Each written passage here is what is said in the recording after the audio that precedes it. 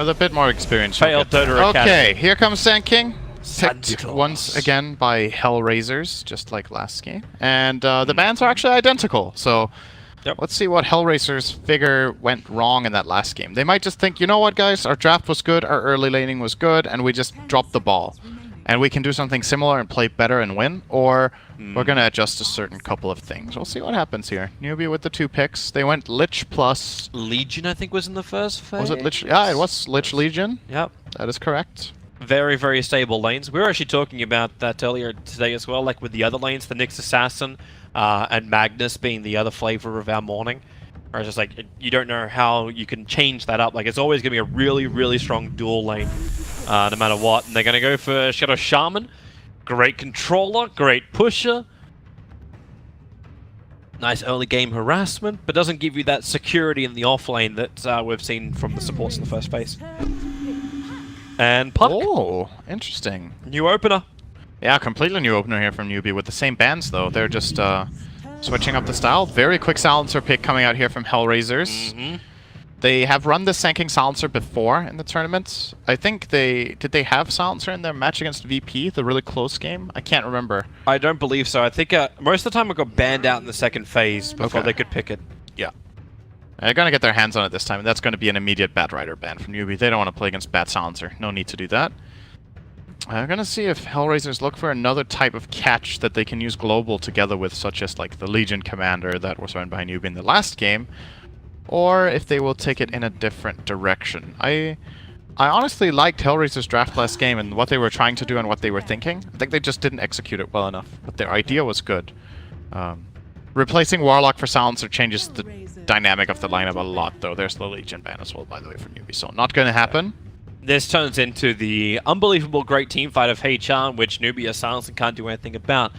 So I'm starting to think about also the Newbee ways of getting out of the silence. Shadow Shaman's not going to have one of those unless he can get a Yule Scepter, but if he's got that, they've already won the game, more than likely. Puck can build into the same kind of thing, but then maybe some Manta carriers. Is it better to actually run this Puck in the hands of KP? So all he's going to do is blink Dream Coil, and then he's kind of done his job for the start of the fight. Everything else just goes into place after that. And a Bounty Hunter. Ooh. You want someone who can get into the back lines, a Bounty Hunter will do that for you. This is very interesting with mid Puck, because of how dominant Puck is in the lane. If you combine that with Bounty Hunter, there's very few heroes that stand in that mid lane and have a decent time even. So could be that they put the Puck mid for that reason, but I liked your idea of putting it off lane on KP as well in this game. I think that's fine. Assuming it's a support silencer, Puck is actually pretty good against that, as weird as that might sound, because you can phase shift the last word and not take damage from that. So there's the possibility of getting a decent Puck game. Global is annoying, very annoying. Yep. But you can play around the other silences. As long as you got vision and you got strength out of the other two cores, you're probably not going to be as concerned if you're Newbee. And they probably have a lot of confidence after the last game. Like, the start of the game was pretty good for HellRaisers overall. There were some definite trade-offs, but the Lone Druid was still getting a lot. So it probably felt like the early game was very, very balanced, if not a little bit more favor in HR. And then they just got this mid-game confidence, which is also when the Bounty Hunter is going to hit his peak. You just look for this sweet spot where Mugi finally has some damage, or the ability to at least survive in the fights, and SC is just able to then more freely move around. So I'm kind of like, I don't know if SC would actually play the Puck or not. Yeah, if it's his style of hero. He's good on it, I think, but options are open. Sven's also an interesting choice against the Puck. It's a bit surprising. Like, you phase shift the Stormbolt fairly easily. Yeah. So even if this is an off-lane Puck, like, KP's going to feel more confident with it. Unless he gets hit by Barrow Strike, then he won't feel confident about Jack. It's a bit surprising they pick Sven blindly like this. There's no like thing about this Newbee lineup that Sven is particularly good against, except having... He's actually bad against the Newbee lineup. The Bounty Hunter will scat out his stacks. Yeah, like, they could potentially contest it. Track offsets the move speed from the Warcry. Warcry is obviously pretty nice to have against Shaman wards, so you get all the armor. They must be committing into like a big team fight, like pick up a Darkseer, vac him into a Stormbolt, and clean him up. They could definitely play that. 33 plays a great Darkseer. Yeah. And then you can run the SK Darkseer, Dual Love, Silencer can support the Sven bottom or run mid. Darkseer these are options. Darkseer is definitely a nice pick right now. Bounty Hunter is a bit annoying though. If Darkseer has a hard lane, he's gonna leave the lane and want to go into the jungle, and then Bounty Hunter can like follow you and be a nuisance and steal at least half the experience as his minimum annoyance. He'll also continuously steal that rune from the top. And a life stealer. So we have a carrier for Bounty Hunter, a hero which Mugi played a lot back when he was known as U9. So Newbee are gonna bring it all back to you now. This is surprising. This is S Club Newbee. This is a hero that is generally regarded as countered by Sven, at least to a major extent, because Sven has all that armor against the Feast, and he can man-fight you. Most carries have to yield and run away. Sven doesn't care. He just pops all his stuff and just starts smacking into your open face, and then, you know, you're the one who has to run. Enigma. Alright. I'm liking this HellRaisers lineup a lot against what Newbee has right now. I'm really liking it. I think this is a bigger draft advantage than any team had in game number 1. But I'm just wondering if they get the lane advantage. That's my issue. Like, yeah, the lineup looks good, but do they get the money to make this work? Is the jungle going to get very, very crowded very quickly? He just needs to be... I think the main hero to look out for in this game is the Enigma, how good his game is going to be. If the Enigma can't really lane and the Bounty Hunter runs after him, it can be tricky. But Enigma is an exceptionally good counter pick against Lifestealer later on in the game. Black Hole is annoying. They have no Black Hole counter at all on Newbee's team, actually. You're going to have Dream Call from range, and then if you get the Aghanim Scepter as well, it doesn't break it anymore. It doesn't actually break it? The coil, the Axe Coil only pierces BKB on the run-out break. It doesn't break it on the initial cast. So there's actually no counter to BKB Black Hole right now. Okay. In this game. There is no play for Newbee. It's even difficult for them to try and reach and kill the Enigma during, because the Lifestealer can't really get around him, and he will probably be targeted in the hole. If he's tracked, you can get the Shuriken toss bounce, but again, it's all about the BKB, and yet DP, they needed, I don't know if they actually needed the full push, because they already get a decent amount of that from this Ven and the Enigma, but a lot of sustain in lane. Difficult to kill the mid now. This draft is very good. Oh, good hero against Bounty Hunter. Just, siphoning. And Sniper! SC's gonna have the range! Interesting. Who needs to actually stun the Enigma when you can just kill the Enigma? And the Enigma will be played by 33. So it's his offlaner. Puts the SK into the roamer and J4 into the safe lane support. So this sniper pick is very nice because that's one thing HellRaisers lineup doesn't have. It's not particularly good at getting into the back line, but it's very good at taking the front line fight. Nobody can really find the sniper. Sven will have to get like a blink into stun on him when he's somehow showing, or the Sand King can set up, but I like this pick a lot from Newbee. I still prefer HellRaisers draft though, in spite of this. But we'll see how it all goes. I can just see Newbee outplaying HellRaisers with of course. That's my concern right now. That's how Dota is, man. Sometimes the better team wins, you know. Sometimes the better team wins. Draft is meant to decide everything, Cinder. And what is this? Sounds like a pretty boring game. Yeah. You just do the draft and then you run it through a machine, and then your draft is statistically better. You won the game. Well played. You remember those old sites? They actually had that. Yeah. Like you could actually draft against somebody else, then it will tell you who won the draft and who lost the draft. Yeah, it can simulate it, but you can't really. There's no tool right now that will truly understand what the teams are doing. Like you can simulate. Okay, it has to guess what the lanes are, and then it can cross-check heroes' win rate against each other and whatnot. But there are so many factors. Like then maybe you just put different lanes, or maybe you just have different roles than what it thinks you're doing. All of this kind of things makes it very, very difficult to do true simulation. SC is just taking like Halo animations and put it onto his gun. Yeah. Like, what is that weapon? Is that a new one? And with like the little medic symbol appearing in front of his eye. Cannon of the Occultist's Pursuit. Gift from Sax that says Newbee CSGO. SCCCC. See, that's where Newbee's going to put their money. Wings funded a League of Legends team. Newbee is funding their CSGO team. Predictions! Team with the most amount of Roshan kills. Newbee. Yeah. I mean, the HR line was better at taking Roche, but we think Newbee is the stronger team. Number of Ancient Camps stacked by 30 minutes. This could easily be stacked 16 to 20. I'm going to go with 11 to 15. That's a pretty safe bet. But there's going to be a lot. That's true. There should be a lot. I'm going to say 16 to 20. All right. Total number of play deaths by 10. 6 to 10, maybe? 6 to 10. I'll do 6 to 10. There's going to be a couple of kills. By 10 minutes, yeah, 6 to 10, I'm okay with it. It might be 0 to 5. It could be a very, very passive start to the game. First Roshan kill? Well, that's Newbee. I'm actually starting to second guess myself. I just like this HellRaisers lineup so much. They got a lot of sustain, and I see Newbee being able to contest the Roshan easier. Yeah. That's where my concern do Newbee, is. it's fine. It's fine. We don't have to be together, Sin. Like, we can be against each other. No, it's just I'm talking to myself. Like either I put both. I don't put Newbee on most Roches and then put HR on first Roche. Like that's a really, really sick guess if you're right. Then you're like, okay, HR gonna get the first Roche and then Newbie get 2 after that. That's one of those things where like you guess it, then you call it forever. It's like, you know, I knew this was gonna happen. Like, I knew Admiral Bulldog was going to feed himself to Roshan, and then all of a sudden, they win the fight against EG because they're all so stupid to run in. Yeah. I guess if you put 2, if they get a Roche kill each, then you're also right by saying most kills. So there's a bit of a buffer there, I suppose.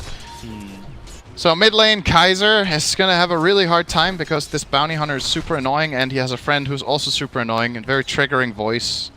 And a stupid headshot sound, so... It really is freaking stupid. Those ducks can die. Very simply. Interesting though, like HR, like they're watching the movement of Kaka more than they're actually watching him in the mid lane. They put the Observer and Sentry further north. And Kaka, well, if you wanted a good indication that Ancients are being stacked right now, that's probably the best thing. As the Granite Golem just walked down into the mid lane. Is that bottom lane? Yeah, 33's in trouble. Faith and Mugi. Open wounds and Ether Shock. A lot of early damage to come from this. And Kaka's forced to retreat away from the mid. The danger of playing the Enigma in the off. I'm actually wondering how he Kaiser will be in trouble in mid now. Shrapnel. Pyro Strike's creating a little bit of space. Millen's trying to body block it. Kaiser is low, and they may have to change their target. Not exactly what SC wanted to do. In fact, he turned around to CS after realizing he's not going to get what he wants. But Kaiser's got the south to burn, so he's going to be okay with this once he can get out of range. He needs to be careful not to get shrapnelled. He's flasking here. So he's going to go very far back. 33's leaving. Bounty Hunter, this Observer Ward on bottom lane can stalk the Enigma so closely. And then he can just leech experience. Or potentially, Sniper could creep and or snipe the Enigma if he gets low. Speaking of low, Burrow Strike into that Spirit Siphon. Where's the help? Bounty Hunter is currently after the Enigma. So SC with the Crypt Swarm Burrow Strike, they'll find that kill. At the same time, KP died up on top lane. Yeah, they found the kill with the Sven Silencer combination. I guess they might have baited him into using his phase shift and then got a Stormhammer connection. Then that is a fairly easy kill. Now Kaka trying to steal the Centaur. He actually got it. Very nice by Kaka there. But problem is he's going to die. That's a Malefice. Okay. He's got his invis back again. Oh, Dust! It reaches him. Yeah, and he's slowed. He has to tango to get out of it. A very nice play here from Kaka. Good heads-up play. If he doesn't tango there, he's dead. He Burrow Strike's available. Faith is here. The shock! The Burrow Strike! It goes into Kaka, but he's still tanky enough with the attack into a shackle. They hold him there, and Kaka back into invis. Looking for the attack onto the Enigma. Well, at least get the slow Ether Shock. It's only level 1, but Faith pushing into the trees. One hit, he'll need a second, plus the Ether Shock to get the kill. 33 similarly blocked by Millen through the tree line. Burrow Strike up. Shadow Shaman now going to get Malphus stunned up himself by the Enigma with the range attack and the Caustic Finale pop. It is going to be Faith who dies. Very beautiful sequence of plays there all around for both teams. Like that Bounty Hunter play was super nice. He has 1 tango left and a clarity, and if he can't break his invis there, he's dead. It slows him way too much, the 20% slow on the dust, so he tangos out of invis to get the move speed. Immediate connection from Shaman to save him and get the kill, and then the turnaround later on when Senking respawns and Faith is diving for that first kill. Good stuff. Oh, seems like a half decent start for Newbee, 4 minutes in, and they did hold a 1k advantage until that return kill. But the net worth is looking pretty well balanced. Sven and Sniper are neck and neck. The mid lane's probably not the best, Kaiser. and Shackles, well, I had to say it. Everything's balanced until Kaiser gets Shackle rotated on by Faith. Locked in and killed off by the Ether Shock of the Shadow Shaman. And 33 thought that was an opening to actually move into the lane. Mugi's got phase boots already. He doesn't have Infest, so he's not going to dive underneath the tower. If he had an Orb of Venom there, he might have actually killed the Enigma. But Oh, Faith. He's on 9 HP to the Sand King. Kaka will rotate over. It's a double damage rune. And now Millen, he actually does on Kaka. He doesn't have a Burrow Strike for another 5 mana. SC's moving over, doesn't have level 6, so there is no assassination. But while all this is going on, Mugi is now creep skipping on the bottom lane. Getting him behind the Enigma. He needs to be a little bit careful with this. That's very... Well, the Obs is timing out in 10 seconds, but he sees Millen. Millen's got his Burrow Strike. He'll use it very early on. Now he's got no way out. Just open wounds, phase boot movement speed off cooldown in 1 second time, but it won't matter when Mugi gets a solo kill on the rotating SK. That seemed a little too easy. Yeah, he kind of just got a gift right there from the Sand King. But obviously Sand King didn't know that there was a ward there, else he wouldn't have moved that way around. Mugi is getting so much in this game. Look at the ward that just got planted down. This is like, I can understand putting a ward behind the tier 2 tower on bottom, but Kaka just went into the dire base to plant an Obs ward. Yeah, he wants to snipe the courier. He's gonna see it now, flying down toward mid. He will be too late for this one, but it's a good courier sniping ward for later. And just overall, pretty good to see some movements as well. We'll see if heroes are moving out toward mid or bottom. I was expecting him to put it somewhere closer towards the stack. Look for the Sven's Ancients. Like, they've got an Observe Ward watching for that already, and there is a triple stack on one, and now there's a triple stack on the other. So there's some good farm to be taken. So with Sniper's range, he can take it himself. Mid lane. Kaka is stalking Enigma so hard. Mid lane, Kaiser. Is he close enough? Faith, Shackles. The Shrapnel's going to slow him down enough that Faith can reach him for the Shackles. The Curse, J4. Well, he can't stop Shadow Shaman from doing the damage already. Kaiser turns around, at least able to Spirit Siphon out a little bit more, but J4 will lose his life. Faith is low. In fact, does he die from this? Yes, he's dead. Tick, tick, tick, tick, tick, tick, tick, tick, tick, tick, tick, tick, tick, tick, tick, boom. Oh, pop. I think Silencer was dead, so he didn't get int. He was dead just when... He's got +2 at the moment. Yeah, he has 2 kills. Yeah. You know, Swift Ending getting a lot of farm here in the top area as Sven, and is of course going to have a pretty strong game here if he just gets to continue farming this. We mentioned the Lifestealer matchup is pretty good. The Sniper matchup is pretty annoying though. That's one of the heroes that Sven can struggle to play around, so we're going to see how that goes down later on. But so far, the main lane that HR is struggling in is that mid. The Death Prophet has been punished very, very hard by these rotations from Newbee supports. Kaka's going to get eyes on J4. There will be a connection over from Shaman. He could tango. Oh, he doesn't have a tango. If he could tango through there, that might have been a kill. But HR is going to be just fine. Or J4, rather. Back behind that tier 1 tower into relative safety. And they're trying something on bottom lane. They've left their own Dire Observer and Sentry on the hillside. So HR have the vision advantage down here, and they know it.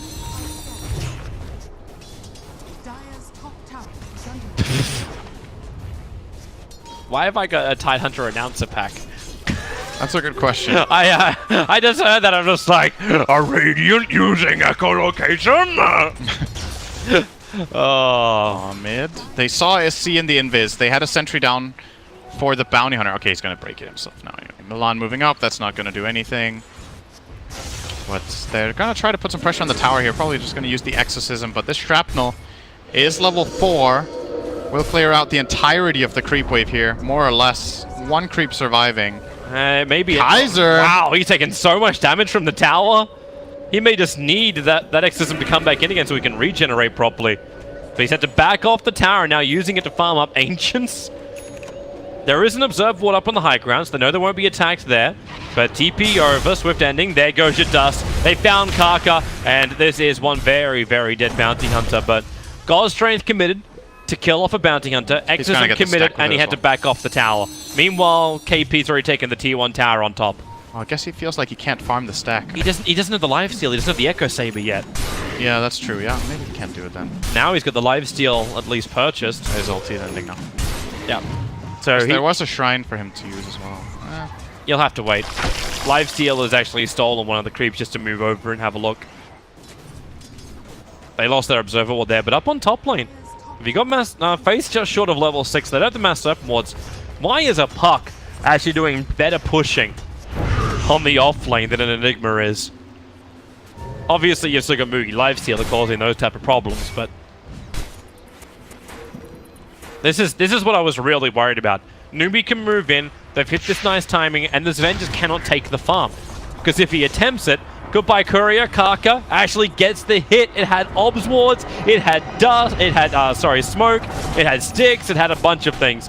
So even if Kaka dies right now, he's still going to say this was worth it. Yeah, paid 2 int. No! Way too many kills. Way too many kills in this early game. We lost. Alright, Sven's gonna farm the stack. Have no Observe Ward watching it, so good farm, good experience as well. So both SK as well as Silencer get closer towards that level 6. And that Radiant Observer Ward, it does see the fact that Sven burned his God Strength for a moment. I'm surprised Newbee let that go with, like, just because the Bounty Hunter went down. Especially can't really contest it unless SE walks in, throws down 3 shrapnels, and then it's just delaying it, not contesting it. 33 would love to have a crack at bottom. And just takes the catapult instead. Oh, top lane. This is big if they get this. Oh, they found the Silencer. He's a lot better. KP sitting there. Dream Call to start with. Silencer. He's got Global. Doesn't want to have to commit it and jump up. One Rift would do enough work, but they're waiting it. Here goes your TP out, and nope. I couldn't kill him.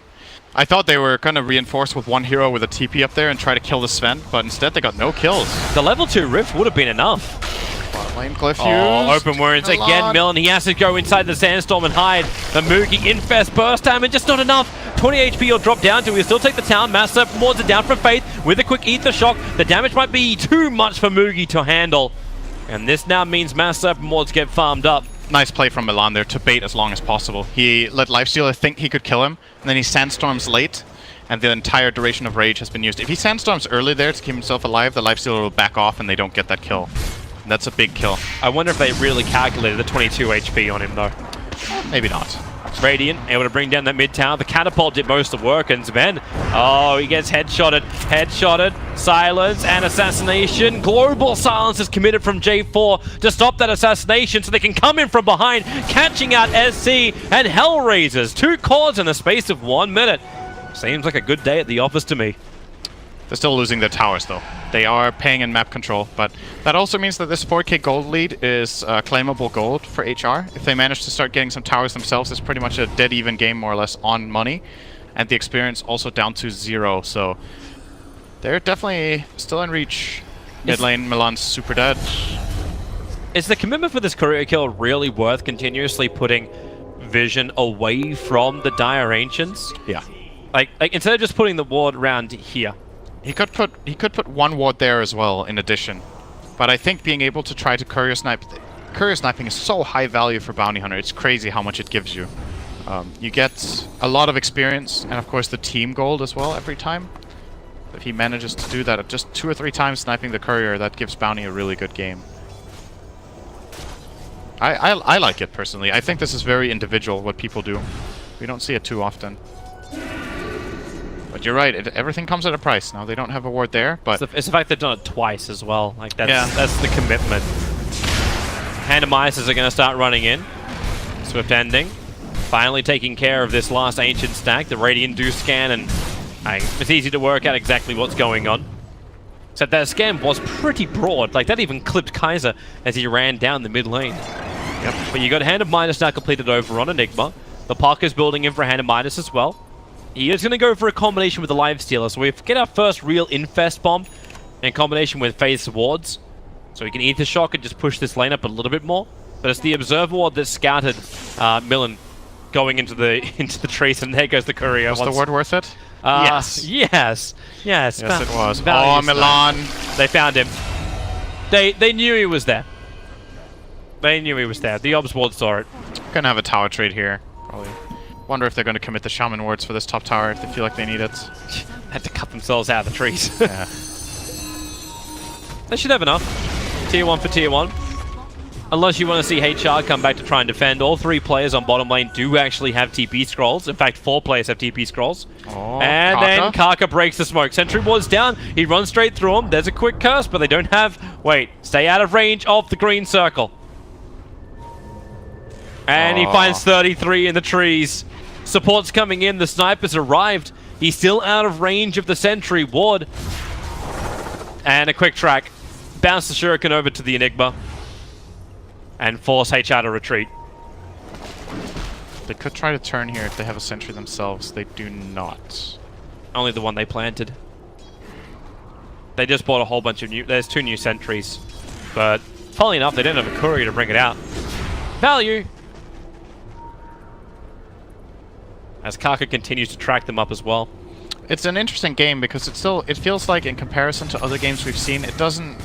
Like, this 7k lead doesn't feel as ridiculous for HR as it did in other games that we've watched. Yeah. You still have that feeling that they can take a good fight later on. But that's also because we haven't really felt the presence of SC yet. You feel the presence of SC in one of these fights, and all of a sudden you're going to be realizing just the situation you're in. Of course, there's a lot of team gold, right? There's been 2 courier kills, there've been 4 tower kills for Newbee. And as a result, their entire team is faring very well here. Kaiser out too far. They just jump in. Another infest bomb kills him before any reaction can come. Even KP committing the dream coil for the fight. They're going to take this tier 2 tower as well. Newbee are playing, once again, very, very well. And HR's lineup needs time to be ready. That's maybe the problem that they have with this Sven Enigma draft, is that both these heroes need to farm a lot before they really come online. And Newbee are taking full advantage with their faster-paced lineup with these Sniper and Lifestealer cores that just get like 1 item and then they're ready to go. Well, tier 2 tower is lost. Only 1 remaining out of tower now for HR, and Global Silence being used to defend himself. The physical damage from Sniper was almost up until Swift Ending jumps in, gets a Storm Bolt. He'll get the kill on his way out. The Orb from Park jump up. They have to keep this Sven away from the Sniper. He's their critical boy, and he just can't keep up. Swift Ending for his God Strength. He just cannot have the movement speed advantage. Shaman may have died in the meantime, but he was distracting the rest of them. Enigma, 1 more attack from KP will do the job. More track gold coming their way. Mugi to come back into the fight. Kaka on the run, Dust to reveal him, allowing Kaiser to pick himself up a double kill. And everyone else has already left. SC TP'd himself home. And not a bad fight for Newbee to get out of, but track gold continues in a 2v2 exchange. They're getting the track gold, and that was a really key track on the Sven. That's what kept Sniper alive. If Sniper didn't have that track move speed, Sven would have run him down eventually and got that last hit off. But 2 for 2, track kills, like you said, going Newbee's way, so they will get a bit more gold, but the experience will dip down a bit with HR getting those 2 kills. Actually surprising. Well, it's kind of even-leveled heroes that died, I suppose, so just only a slight dip here.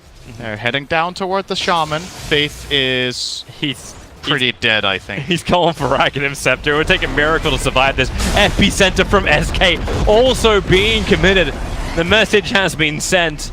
HellRaisers send their regards. This is going to be the Blink Dagger of Enigma.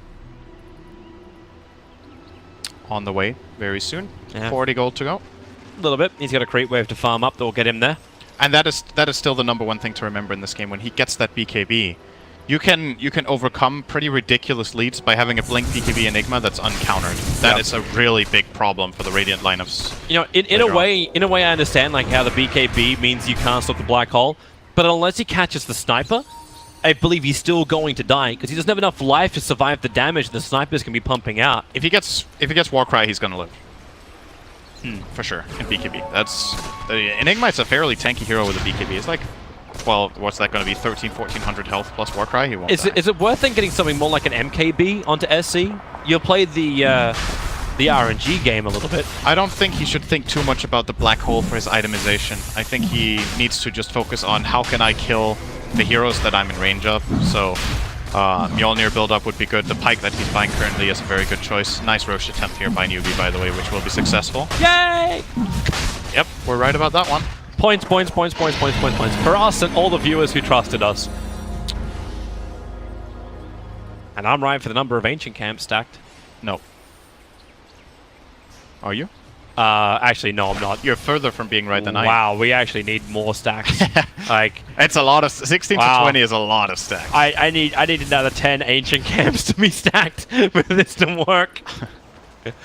I was wrong. I was wrong. I was wrong. I was wrong. So they gave the Aegis to the Lifestealer, and he's currently infested in Bounty Hunter, looking to get a quick snipe here in the top area. They will not be able to kill the Sven, I think. And Enigma is actually on backup, kind of baiting them to try and go.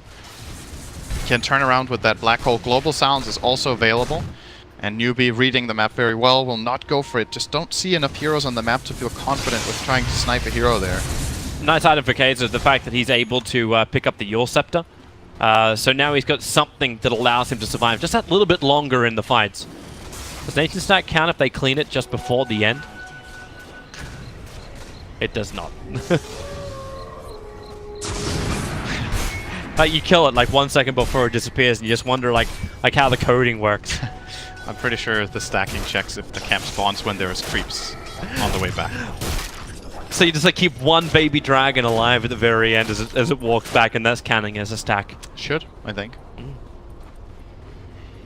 Anyway, let's see. So HR is smoked out as 4. They're not really going to find anything, but at the very least they will get a ward or 2 out to get a bit more map control and feel comfortable in their own woods. Which will keep Swift ending farming. I wonder when HR feel like it's go time. If they're like, we're okay with falling a bit further behind every minute as long as we can get the BKB of Sven and Enigma. It's just gonna take a long time. The Enigma one is pretty far away. The Sven one's a little bit closer, but the deep push is so good. You want to bring down these towers. That's where your easiest goal is, to bring you closer to these items, but it's taking too much. And now you've got Disable to start with. Bounty Hunter just found himself a Yule Scepter, or found as in purchased a Yule Scepter. Wasn't just laying on the ground. Left over from Swindle's TI career. Oh, I wonder. Oh, Kaka. Oh, they saw him. Wait. Did they see the ward? Yeah, they dusted up. They may not have seen him plant the ward, however. That's pretty obvious, let's be honest. Hit some curse. Global Silence. Got the Yule Scepter to break free. He's another 3 seconds before he goes invis. Throws a Shuriken toss. Creates space, but not enough. Meanwhile, Shaman dying on the bottom lane. KP's going to go in, and SC inside the tree line can battle up. They're moving their attention towards the Sven. The war cry is worn off. He might have the damage output, but he's currently just trying to run himself to safety. Kaiser so low, being assassinated down. He's got enough health regeneration thanks to the magic wand, but it won't be enough to save this Sven. And that's a 2 for 2, but it's 2 supports for 2 cores for Newbee, so they're getting the way superior trade there. It was also Enigma Black Hole. They burnt the ultimate. This sniper pick has been so good so far. The shrapnel is ruining Sven's life until he gets this BKB. He's playing from that distance. When he picked up the Mjolnir, he just puts the lightning shield on top of Mookie, and then you got the frontliner as well to cause a problem. Kaiser, that is... He's dead. He went in way too far. That was just a... He wasn't expecting Newbee to still be there, I guess. Then he would have never gone there. Blink stun. Yeah. The lifesteal. He has the Aegis, though. He's also got Infest, so he's got multiple ways to get out of jail free. It's fine. And Rage is just so good to dispel everything. Look at him, just like taunting on the TP out. I feel like Kaiser should be going for a Ghost Scepter in this game. Maybe even should have bought it before, instead of this medallion that he got. The Solar Crest build is not necessarily bad, but it's taking too long and it's very expensive, and I think he's still just gonna die. Did they see them again? Yeah, I think so. Yeah, that was a ping that came out from Sven very shortly after. So both of these obs will be dewarded. Oh, they're actually not sentrying it. Silencer has one on him. Oh no, they sentryed further down. He thought it was outside the base. That's such awkward. They're pinging it now. Awkward. It's like, it must be here. Awkward. Yeah, but they don't have a sentry. They're coming out. Oh, yeah, okay. one bought by the silencer. He's gonna put one. Value for money. Yeah, he will see it if he walks in and checks. The courier's gonna find it.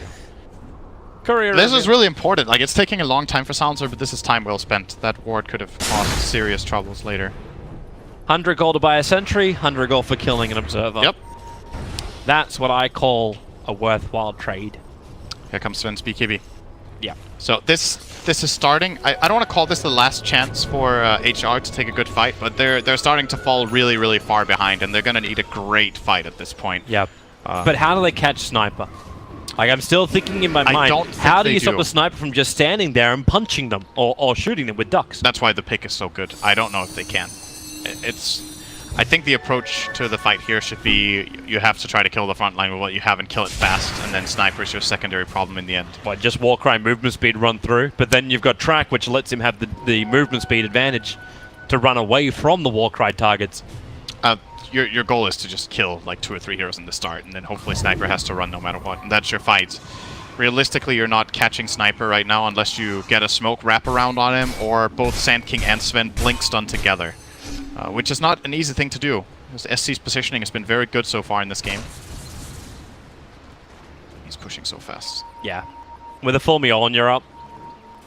And the Hurricane Pike. And look at his item build as well, what that says about his feeling on the game. Daedalus. He knows they can't touch him. Full glass cannon. Like, he has the pike, that's his only defensive item. Like, you know, just in case.